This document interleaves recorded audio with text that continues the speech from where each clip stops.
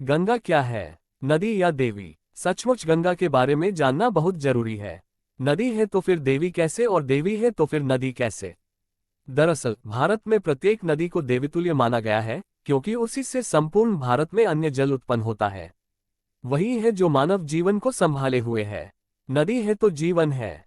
निश्चित ही तब ऐसे में किसी नदी का नामकरण किसी देवी पर ही रखा जाएगा। गंगा के बारे में हमें पुराणों में कई कहानियां मिलती है। आओ उन्हीं में से कुछ को जानते हैं। कहते हैं कि गंगा देवी के पिता का नाम हिमालय है, जो पार्वती के पिता भी हैं। जैसे राजा दक्ष की पुत्री माता सती ने हिमालय के यहाँ पार्वती के नाम से जन्म लिया था, उसी तरह माता गंगा ने अपने दूसरे जन्म में ऋषि जहनु के यहाँ जन्म लिया था। ये भी कहा जाता है कि गंगा का जन्म ब्रह्मा के कमंडल से हुआ था। मतलब ये कि गंगा नामक एक नदी का जन्म। एक अन्य कथा के अनुसार ब्रह्मा जी ने विष्णु जी के चरणों को आदर सहित धोया और उस जल को अपने कमंडल में एकत्र कर लिया। भगवान विष्णु के अंगूठे से गंगा प्रकट हुई, अतः उसे विष्णुपदी कहा जाता है। एक अन्य कथा के अनुसार गंगा पर्वतों के राजा हिमवान और उनकी पत्नी मीना की पुत्री है। इस प्रकार वे देवी पार्वती की बहन भी हैं। कुछ जगहों पर उन्हें ब्रह्मा के कुल का बताया गया है। ये तो सभी जानते हैं कि भगवान राम के पूर्वज इक्ष्वाकु वंशी राजा भागीरथ के प्रयासों से ही गंगा नदी स्वर्ग से धरती पर आई थी। लेकिन उन्हें स्वर्ग से धरती पर गंगा को लाने के लिए तपस्या करना पड़ी थी। उनकी तपस्या से प्रसन्न होकर ब्रह्मा ने, राजन, तुम गंगा का पृथ्वी पर अवतरण तो चाहते हो, परंतु क्या तुमने पृथ्वी से पूछा है कि वह गंगा के भार तथा वेग को संभाल पाएगी?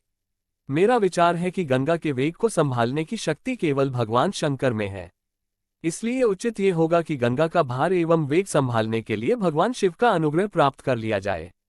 महाराज भागीरथ ने वैसे ही किया। उनकी कठोर तपस्या से प्रसन्न होकर ब्रह्मा जी ने गंगा की धारा को अपने कमंडल से छोड़ा। तब भगवान शंकर ने गंगा की धारा को अपनी जटाओं में समेटकर जटाएं बांध ली। बाद में भागीरथ की आराधना के बाद उन्होंने गंगा को अपनी जटाओं से मुक्त कर दिया। कहते हैं कि ब्रह्मचारिणी गंगा के द्वारा किए स्पर्श से ही महादेव ने उन्हें अपनी पत्नी के रूप में स्वीकार किया। पत्नी पुरुष की सेवा करती है, अतः उसका वास पति के हृदय में अथवा चरणों में होता है, किंतु भगवती गंगा शिव के मस्तक पर विराजती है। भगवान विष्णु के अंगूठे से गंगा प्रकट हुई, अतः उसे विष्णुपदी कहा जाता है।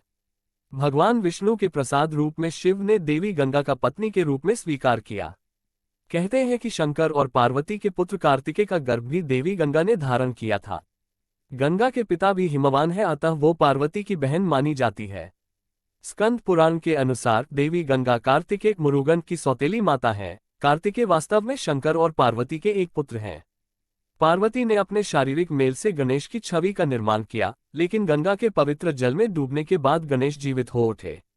इसलिए कहा जाता है कि गणेश की दो माताएं हैं, पार्वती और गंगा, और इसीलिए उन्हें द्विमात्र तथा गंगेय गंगा का पुत्र भी कहा जाता है। ब्रह्म वैवर्त पुराण 2.6.13-95 के अनुसार विष्णु की 3 पत्नियां हैं जिनकी आपस में बनती नहीं थी, इसलिए उन्होंने केवल लक्ष्मी को अपने साथ रखा और गंगा को शिवजी के पास तथा सरस्वती को ब्रह्मा जी के पास भेज दिया। पूर्व जन्म में राजा प्रतीप महाभिष थे। ब्रह्मा जी की सेवा में वे उपस्थित थे। उस वक्त गंगा भी वहां पर उपस्थित थी।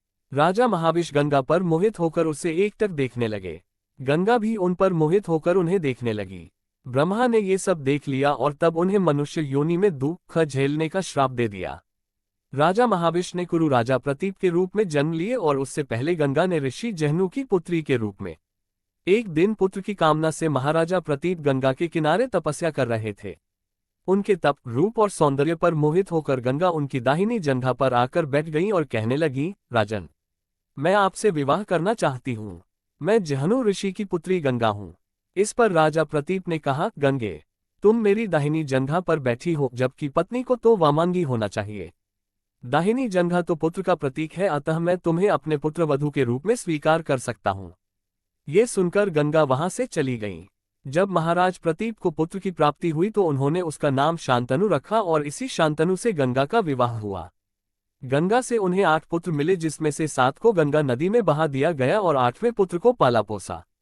उनके 8वें पुत्र का नाम देवव्रत था। ये देवव्रत ही आगे चलकर भीष्म कहलाया।